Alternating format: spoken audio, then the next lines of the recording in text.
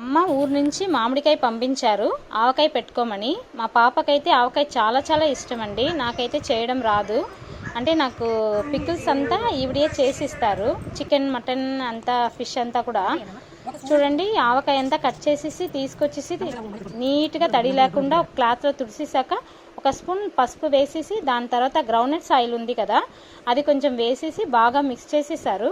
దాని తర్వాత గల్లుపు ఉంది కదా, అది వేపేసి, మెంతులు కూడా లైట్గా ఒక స్పూన్ వేపేసి రెండు మిక్సీ చేసేసుకున్నాను. దాని తర్వాత 3 మ్యాంగో పికిల్ కారం ఉంది కదా, అది ఒక 250 గ్రామ్ తీసుకొచ్చాను. దాని తర్వాత ఆవ పిండి కూడా దొరుకుతుంది ప్యాకెట్స్, అది 200 గ్రామ్స్ ఉంది, అది తీసుకొచ్చాను.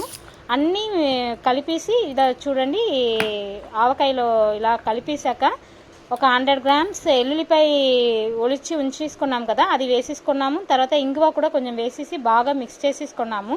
అంతే, చాలా బాగుంటుంది.